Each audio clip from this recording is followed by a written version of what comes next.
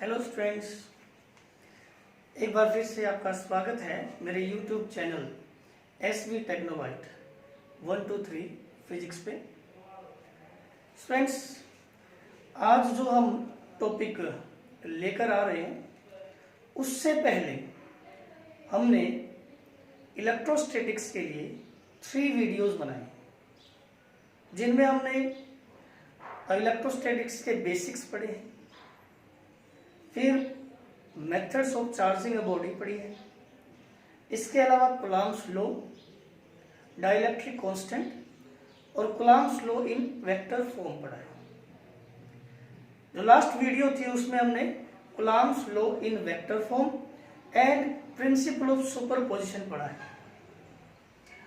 आज हमारा जो टॉपिक है स्टूडेंट्स वो है चार्ज डिस्ट्रीब्यूशन पे।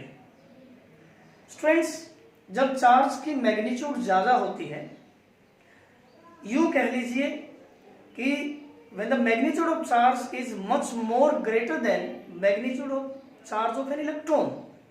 इलेक्ट्रॉन और प्रोटॉन के चार्ज से जब चार्ज की मैग्नीट्यूड काफी ज्यादा हो जाती है तो हम चार्ज को डिस्क्रीट पैकेट्स में ना मानते हुए हम चार्ज को कंटिन्यूअस मानते हैं। मतलब कि भाई अगर हम किसी भी बॉडी को चार्ज देते हैं तो वो चार्ज उस बॉडी के सरफेस पे यूनिफॉर्मली डिस्ट्रीब्यूट हो जाता है। That is continuous distribution of charge. भाई ये जो हमारा डिस्ट्रीब्यूशन है वो 3 टाइप से हो सकता है। अगर बॉडी हमारी लीनियर शेप की है तो उसमें लीनियरली यूनिफॉर्मली चार्ज का डिस्ट्रीब्यूशन होगा। अगर कोई प्लेन शीट है तो उस पर भी यूनिफॉर्मली डिस्ट्रीब्यूट होगा, और अगर कोई क्यूबिक शेप की है तो उसमें भी। फॉर एग्जाम्पल हमारे पास स्टूडेंट्स मान लिया जाए कि एक लाइन है, इसको अगर हम किसी बॉडी से चार्ज करते हैं, ये सपोज कीजिए हमारे पास है चार्ज्ड बॉडी है। अब अगर इसको इससे कांटेक्ट में लाते हैं तो सपोज कीजिए इसको चार्ज कर देती है, तो फिर ऐसा नहीं है कि ये जो लाइन है इस पे चार्ज का डिस्ट्रीब्यूशन यहां इस कॉर्नर पे या इस एज पे तो बहुत ज्यादा हो गया और यहां आगे चार्ज है ही नहीं, ऐसा नहीं होता है। तो फिर क्या होता है, इस लाइन के ऊपर जो चार्ज है वो यूनिफॉर्मली डिस्ट्रीब्यूट हो जाता है।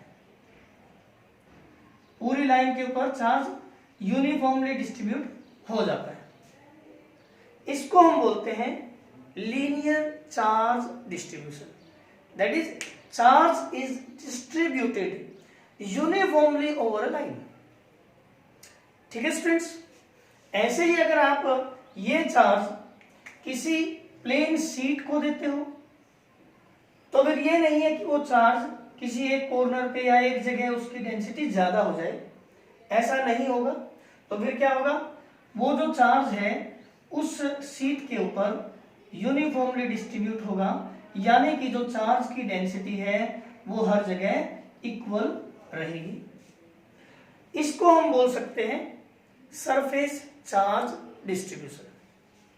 और ऐसे ही हमारे पास क्यूब में भी हम कह सकते हैं, अगर कोई क्यूबिक शेप की बॉडी है और हम उसको चार्ज करते हैं तो उसमें भी चार्ज जो है वो यूनिफॉर्मली इसके अंदर डिस्ट्रीब्यूट होता है हर जगह बराबर, जिसको हम बोलते हैं वॉल्यूम चार्ज डिस्ट्रीब्यूशन। ठीक है स्टूडेंट्स, तो हमने क्या पढ़ा है, एक तो line charge distribution, that is charge is distributed uniformly over a line. Surface charge distribution, that is charge is distributed uniformly over a surface, plane surface. And volume charge distribution मतलब charge is distributed uniformly in a volume। ठीक है students, अब हम इनको अलग अलग से discuss कर रहे हैं। उसके लिए देखिए,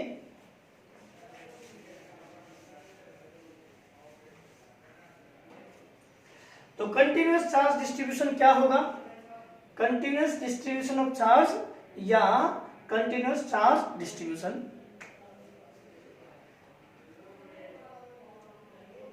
when charge is distributed over a surface uniformly, उसको हम क्या बोलते हैं, कंटिन्यूअस डिस्ट्रीब्यूशन ऑफ चार्ज। इसमें सबसे पहले हम क्या पढ़ रहे हैं students, linear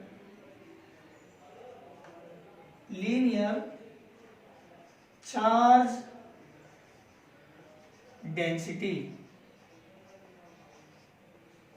linear charge density.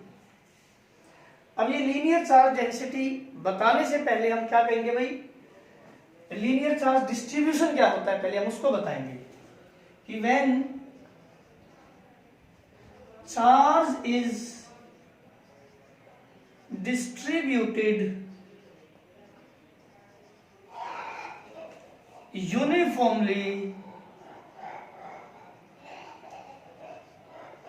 over a line, when charge is distributed uniformly over a line, जब चार्ज किसी लाइन पे यूनिफॉर्मली डिस्ट्रीब्यूट हो जाता है, मतलब कि अगर मान लिया जाए हमारे पास ये कोई लाइन है जिसकी लेंथ है L, इसको हमने क्यों चार्ज दिया है, तो वो चार्ज इस लाइन के ऊपर हर जगह इक्वली डिस्ट्रीब्यूट हो जाता है, मतलब इस लाइन के ऊपर हर जगह चार्ज की जो डेंसिटी है वो बराबर है। तो हम कहेंगे कि यहाँ लीनियर चार्ज डिस्ट्रीब्यूशन है, मतलब when charge is distributed uniformly over A line, पूरी लाइन पे इक्वली डिस्ट्रीब्यूशन है चार्ज का। अब जो हमारे पास ये टर्म है लीनियर चार्ज डेंसिटी, इससे हमारा क्या मतलब, तो देखिए स्टूडेंट्स, एक तो हमारे पास ये लाइन के ऊपर मैंने क्यू चार्ज दिखाया है, और एक मैं इतनी ही लेंथ की एक और लाइन बना रहा हूं, ये कोई वायर कुछ भी, ठीक है, लीनियर शेप की कोई बॉडी है। अब आप देखिए मैं चार्ज इसको भी दे रहा हूं,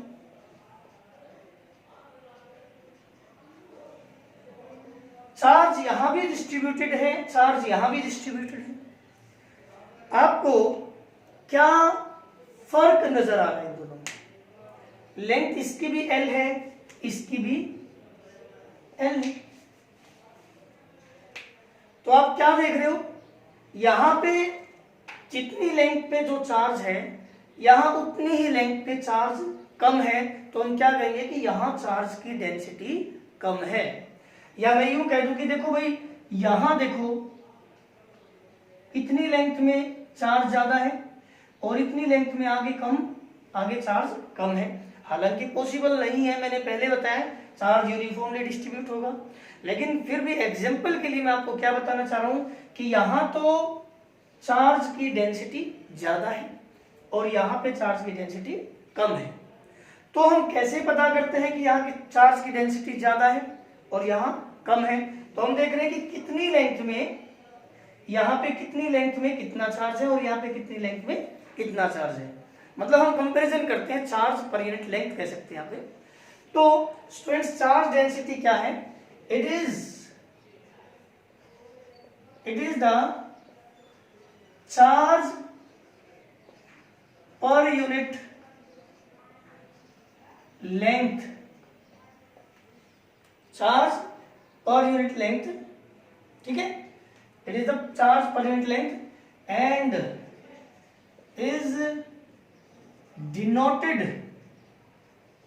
बाय लैम्डा, ठीक है। तो ये जो लीनियर चार्ज डेंसिटी क्या है, लैम्डा से डिनोट करते हैं, और ये क्या है, चार्ज पर यूनिट लेंथ। मैं आपको जो यहां बताना चाह रहा हूं कि भाई सपोज कीजिए यहां हमारे पास एक 4 मीटर लेंथ की एक लीनियर शेप की कोई बॉडी है और उस पे हमने चार्ज दे रखा है, यू मान लो 20 कूलम। यहां जो चार्ज वो कितना है, 20 कूलम, और इसकी लेंथ कितनी है, 4 metre, length is equal to 4 metre. तो अगर मैं कहूं कि यहां पर मीटर कितना चार्ज है, उसी को हम बोलते हैं लीनियर चार्ज डेंसिटी। तो हम कहेंगे भाई यहां जी 20 कूलम चार्ज है और 4 मीटर पे ये चार्ज है। 4 मीटर पे कितना चार्ज है? 20 कूलम। इसका मतलब फिर 1 मीटर पे कितना चार्ज हुआ? 5 कूलम।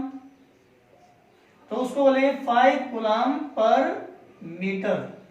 ध्यान रहे कूलम पर मीटर है, ठीक है, 4 कूलम पर मीटर। एक बात मैं आपको बता दूं कि स्टूडेंट्स यहां हमने क्या निकाला है? लीनियर चार्ज डेंसिटी, ठीक है। और अगर यहां देखें हम, उतनी ही लेंथ है हमारे पास, 4 मीटर ही लेंथ है और यहां पे चार्ज है 10 कूलम। कितना चार्ज है? 10 कूलम। तो यहां और यहां आपको किस चीज का डिफरेंस नजर आएगा? चार्ज की डेंसिटी का, कि हम कहेंगे जी यहां चार्ज की डेंसिटी ज्यादा है, यहां चार्ज की डेंसिटी कम है। यहां पे तो हमने निकाला था कि चार्ज की क्या डेंसिटी आएगी? 5 कूलम पर मीटर। और यहां क्या आएगी चार्ज की डेंसिटी? 10 कूलम तो चार्ज है हमारा, 10 कूलम तो चार्ज है और लेंथ कितनी है? कितनी है? 4 मीटर। तो यहां चार्ज की क्या डेंसिटी आई? 2.5 कूलम पर मीटर। तो इसको बोलते हैं लीनियर चार्ज डेंसिटी, कि भाई कितनी लेंथ पे कितना चार्ज है, ठीक है। तो लीनियर चार्ज डेंसिटी का यूनिट क्या होगा? कूलम और पर मीटर, ठीक है स्टूडेंट्स। तो ये हमने पढ़ा लीनियर चार्ज डेंसिटी। फिर ऐसे ही हमारा दूसरा जो बताया वो क्या है? Surface charge density. सेकंड क्या है? Surface charge density. हमें बहुत ज्यादा चेंज नहीं करना है, बिल्कुल लगभग अब सारी चीजें सिमिलर चलेंगी। देखो क्या यहां तो था when charge is distributed uniformly over a line. अब क्योंकि हम एक सरफेस प्लेन सरफेस की बात कर रहे हैं तो हम क्या बोलेंगे?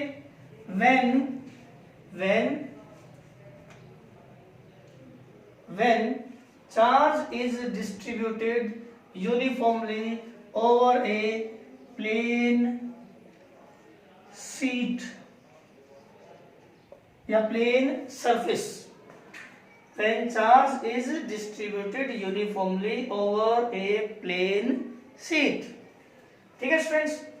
तो जैसे हमने वहां पे निकाला था कि कितनी लेंथ पे कितना चार्ज है, तो यहाँ क्या होना चाहिए कि कितने एरिया में कितना चार्ज है। मैं आपको बता दूं, देखो स्टूडेंट्स, ये मैंने दो सरफेस ले लिए और बिल्कुल मैंने मान लिया जाए बराबर एरिया के ले लिए। ये भी 1 मीटर स्क्वायर एरिया का है और ये भी 1 मीटर स्क्वायर एरिया का सरफेस है, ठीक है। अब इस पे भी चार्ज है, ये भी चार्ज है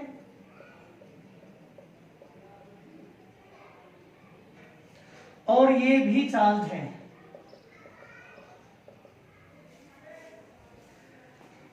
ये है मान लिया A और ये है B।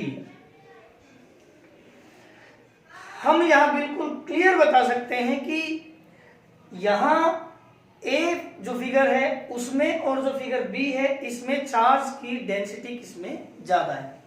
तो आपको बिल्कुल क्लियर नजर आएगा कि सर यहां पे उतने ही एरिया में ज्यादा चार्ज है, यहां उतने एरिया में कम चार्ज है। यानी कि अगर हम यहां चार्ज पर यूनिट एरिया लेते हैं तो वो ज्यादा है और यहां चार्ज पर यूनिट एरिया लेते हैं तो कम है। जैसे कि यहाँ 1 मीटर स्क्वायर में अगर मान लिया 10 कूलम है और यहाँ 1 मीटर स्क्वायर में है 6 कूलम। 1 मीटर स्क्वायर में कितना है? 10 कूलम चार्ज है और यहाँ 1 मीटर स्क्वायर में कितना है? 6 कूलम चार्ज है। तो यहां अगर हम डेंसिटी निकालते हैं तो क्या आएगी? चार्ज यानी कि 10 coulomb per unit area, area कितना है? 1 मीटर स्क्वायर। ठीक है। और अगर हम यहाँ निकाले तो चार्ज कितना है 6 कूलम और एरिया कितना है 1 मीटर स्क्वायर। तो यहाँ जो डेंसिटी आएगी चार्ज की क्या लिखेंगे हम 10 coulomb per metre square, 10 coulomb per metre square. और यहाँ क्या आएगी 6 कूलम पर मीटर स्क्वायर। तो यहाँ चार्ज की डेंसिटी ज्यादा हुई और यहाँ कम हुई। हम उसी के बारे में यहाँ पढ़ रहे हैं। तो देखिए स्टूडेंट्स,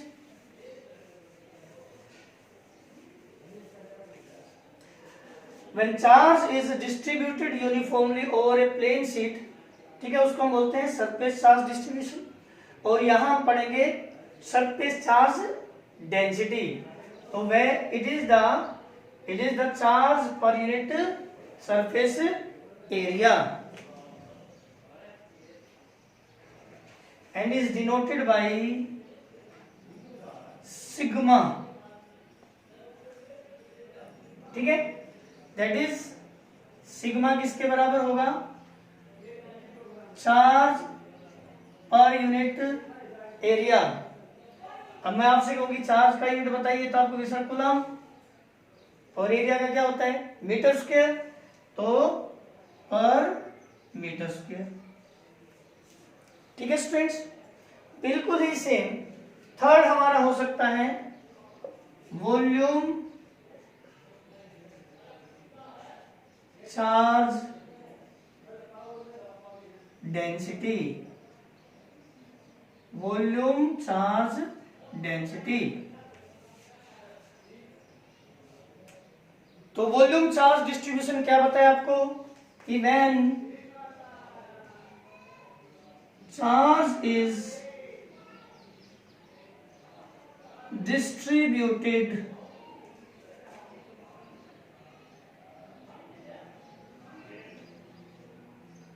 uniformly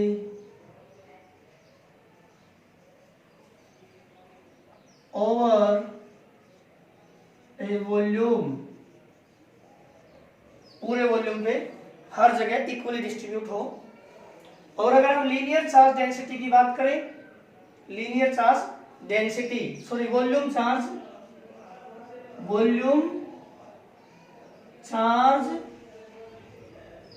डेंसिटी, इसको समझने के लिए फिर वही है कि मैं आपको कह दूं कि भी देखना ये कोई वॉल्यूम क्यूबिक शेप की बॉडी है, इसका वॉल्यूम है 2 मीटर क्यूब, दूसरी भी क्यूबिक शेप की बॉडी है और उसका भी वॉल्यूम है 2 मीटर क्यूब। ठीक है फ्रेंड्स, इसमें भी चार्ज डिस्ट्रीब्यूटेड है।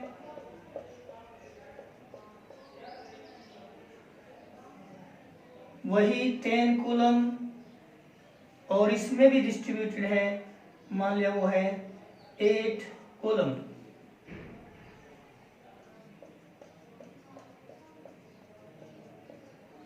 तो हम क्या देखते हैं कि यहां चार्ज तो है 10 कूलम और वॉल्यूम है कितना 2 मीटर क्यूब। तो यहां जो वॉल्यूम चार्ज डेंसिटी आएगी, वॉल्यूम चार्ज डेंसिटी को स्टूडेंट्स हम रो से डिनोट करते हैं। तो यहां वॉल्यूम चार्ज डेंसिटी कितनी आएगी 5 कूलम पर मीटर क्यूब। और यहां क्या आएगी 8 डिवाइडेड बाई 2 कितनी आएगी 4 कूलम पर मीटर क्यूब। तो ये है वॉल्यूम चार्ज डेंसिटी, जिसको हम कह सकते हैं भाई वॉल्यूम चार्ज डेंसिटी किसके बराबर हुई, वॉल्यूम चार्ज डेंसिटी किसके बराबर हुई charge per unit volume. Charge का यूनिट आपको पता है कूलम होता है और वॉल्यूम का मीटर क्यूब, किया जाए कूलम पर मीटर क्यूब। ठीक है स्टूडेंट्स, अब हमारा जो नेक्स्ट टॉपिक है वो है forces due to continuous charge distribution. देखो स्टूडेंट्स, हमने जब कूलम्ब्स लॉ पढ़ा तो उसमें हमने पढ़ा था कि 2 पॉइंट चार्ज है, एक पॉइंट Q1 पे है चार्ज और एक Q2 पे है। पॉइंट चार्ज से मतलब होता है कि जब हम पूरे चार्ज को एक पॉइंट पे कंसीडर कर लेते हैं, उससे हमें क्या फायदा होता है कि डिस्टेंस स्पेसिफाइड हो जाती है कि इस पॉइंट से और इस पॉइंट तक। देखो एक मिनट,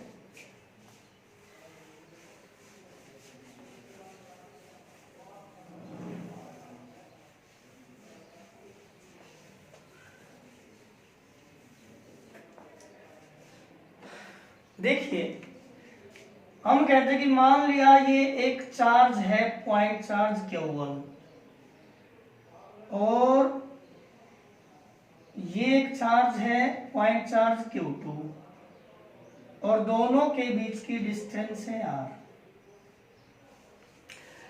तो पॉइंट चार्ज मतलब total charge is placed at point Q1, कि पूरा का पूरा चार्ज हम इस पॉइंट पे मान रहे हैं, ठीक है।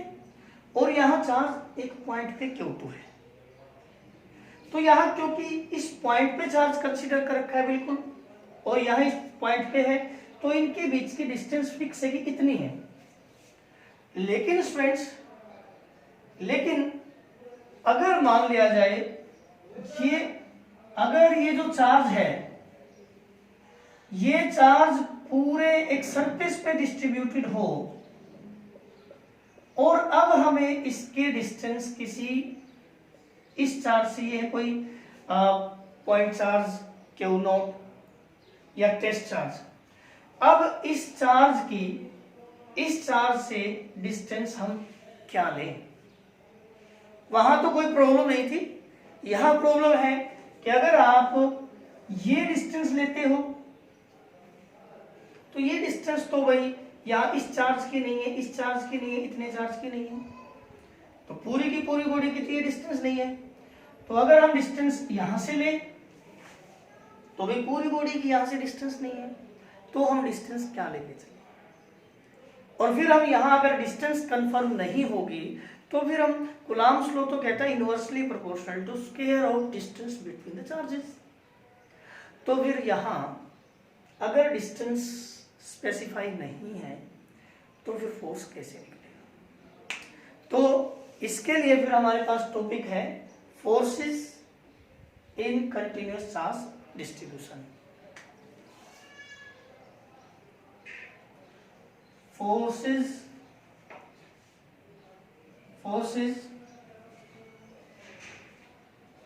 ड्यू टू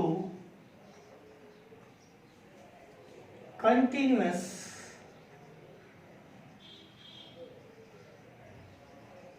distribution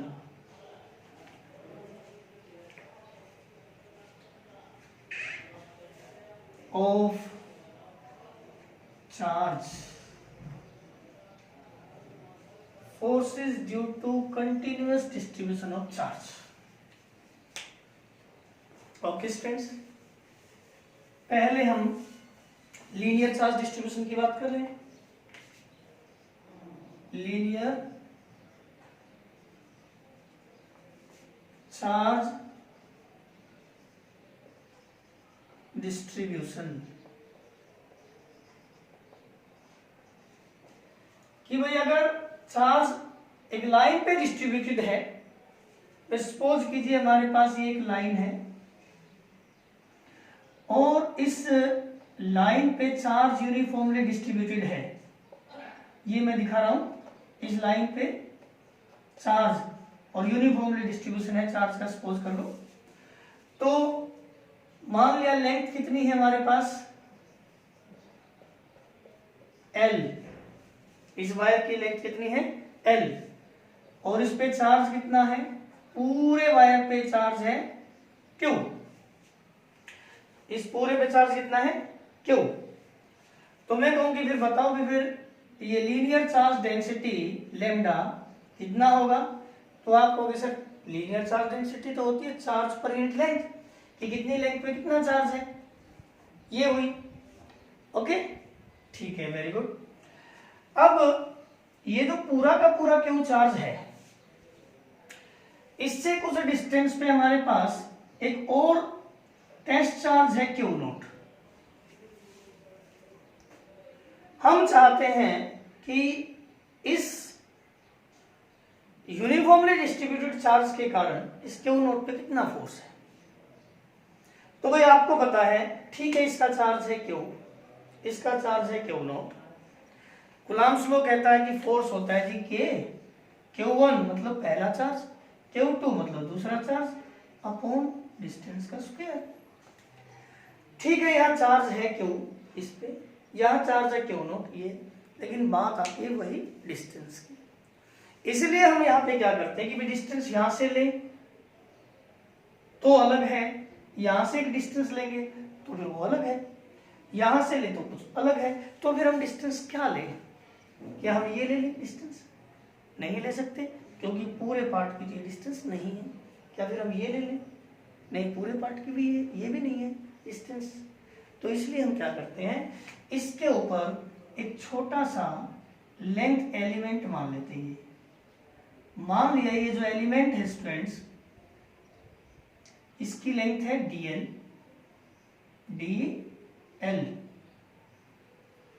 और इस dl लेंथ में जो चार्ज है वो है dq।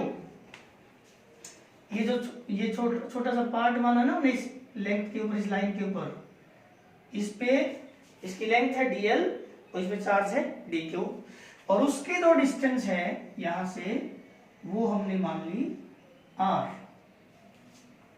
यहां से o, यहां से। ठीक है, तो मैं यहां कहूं कि भाई ये जो लाइन है इसकी चार्ज डेंसिटी बताइए, तो हम कहेंगे भाई consider a small element, small length element dl on the line having charge is dq। हमने एक स्मॉल एलिमेंट मान लिया और इसमें चार्ज कितना माना? dq। Therefore linear charge density हमारी क्या होती है कि चार्ज पर यूनिट लेंथ। ठीक है स्टूडेंट्स, मैं आपसे कहूं कि फिर बताओ यहां से dq की क्या वैल्यू हुई, तो आपको कि सर dq हुआ, इधर dl को ले जाएंगे तो dq हुआ लैम्डा इंटू dl, यानी कि इतने पोर्शन में इस लेंथ एलिमेंट में जो चार्ज होगा कितना होगा? Lambda into dl। अब ये जो चार्ज है इतनी लेंथ में, उसके कारण इस पे कितना फोर्स लगेगा, तो हम कहेंगे therefore force of charge dq on q not, on q not, मान लिया इज df लेट। मान लिया जितना भी हमने क्या मान लिया, force of charge dq on q not, इसके अंदर जो चार्ज है उसका इसके ऊपर जो फोर्स है वो कितना मान लिया? df। Therefore using Coulomb's law, ये जो फोर्स होगा स्टूडेंट्स, बोलो भाई, ये जो फोर्स होगा इस dq चार्ज का, उसके ऊपर कितना होना चाहिए? k q1 मतलब ये वाला चार्ज dq, q2 मतलब वो वाला charge q not, by distance का स्क्वायर r स्क्वायर। ठीक है स्टूडेंट्स, और अगर आप आगे भी लिखना चाहो तो k dq की जगह हम क्या लिख सकते हैं? Lambda dl, lambda dl into q naught by r square. ठीक है स्टूडेंट्स, ये क्या है?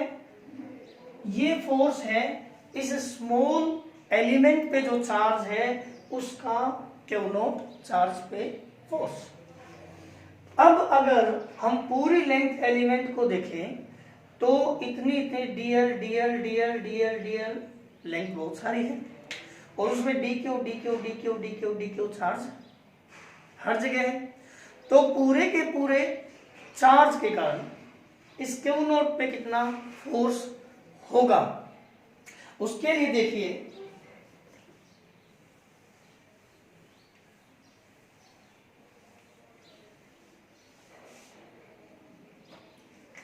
therefore total force due to line charge,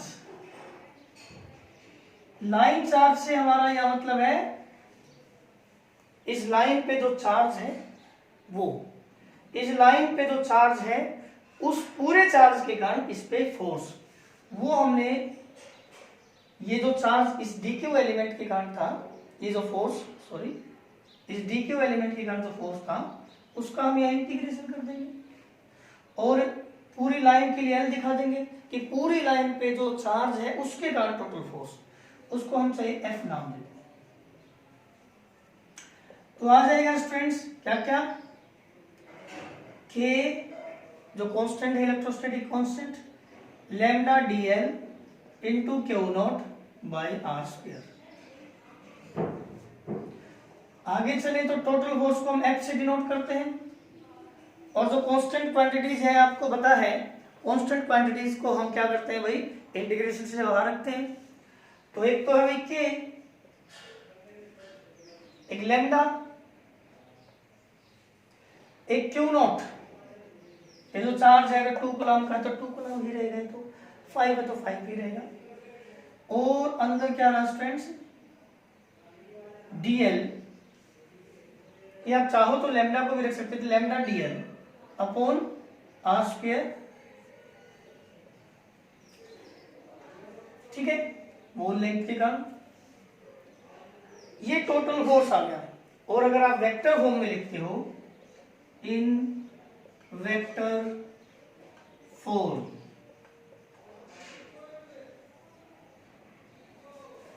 force due to this linear charge distribution क्या आ जाएगा,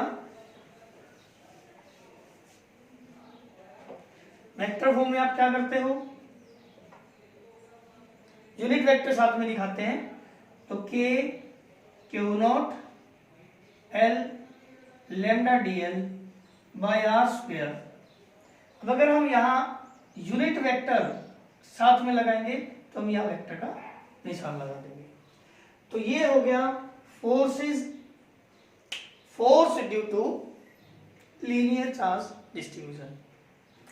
बिल्कुल ही सेम यहाँ पे हम इस लाइन की बजाय अगर पूरा सरफेस मानते हैं तो वो होता सरफेस चार्ज डिस्ट्रीब्यूशन, वो भी मैं अभी कर रहा हूं। और वॉल्यूम चार्ज डिस्ट्रीब्यूशन मैं आपके लिए होमवर्क रखूंगा, ठीक है। तो देखिए यहां पे हमारे पास है next topic surface charge distribution.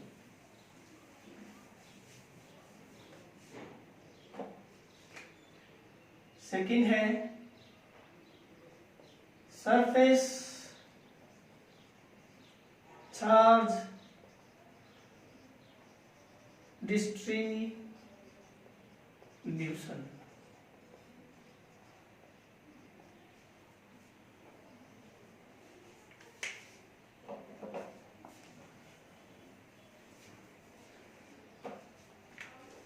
ये कोई सरफेस है स्टूडेंट्स,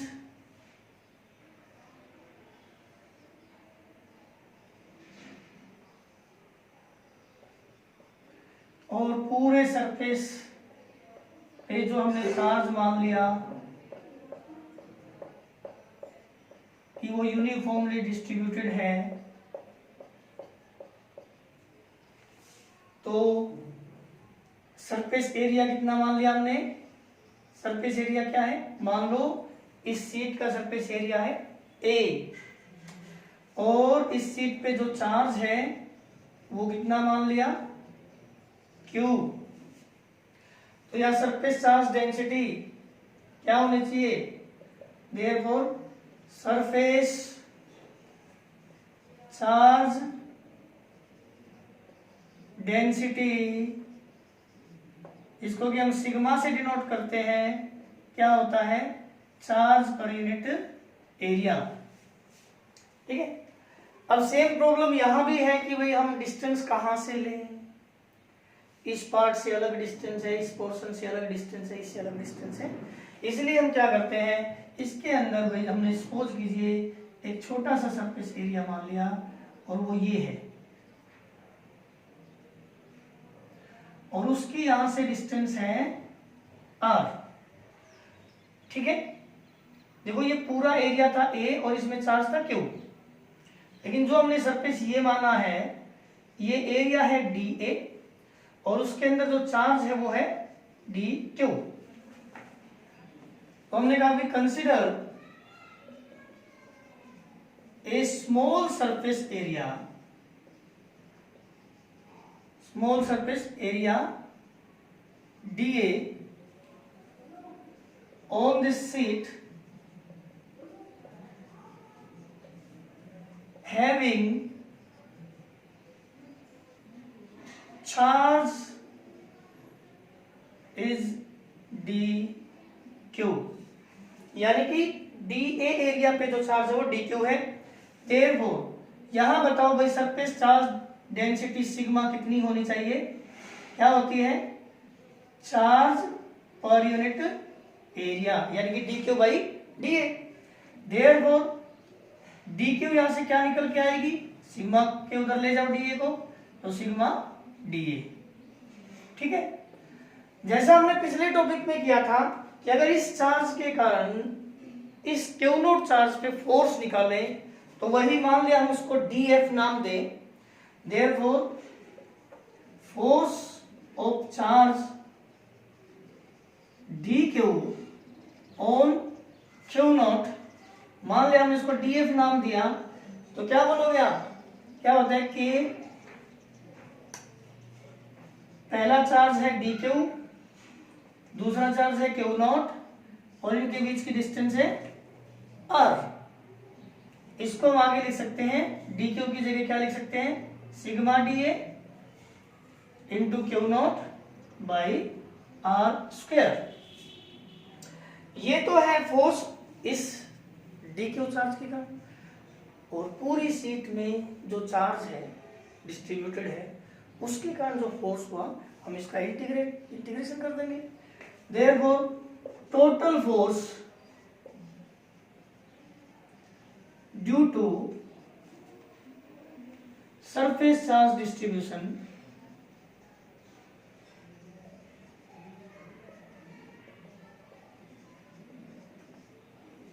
इतना हो जाएगा, हम इसका इंटीग्रेशन करेंगे और पूरे एरिया पे जो चार्ज है उसको, उसके लिए हम ये दिखा रहे हैं कि पूरे एरिया पे जो चार्ज है उसने जो फोर्स लगाया है, पूरे एरिया पे जो चार्ज है उसने जो फोर्स लगाया, तो हम इसका इंटीग्रेशन कर दिया।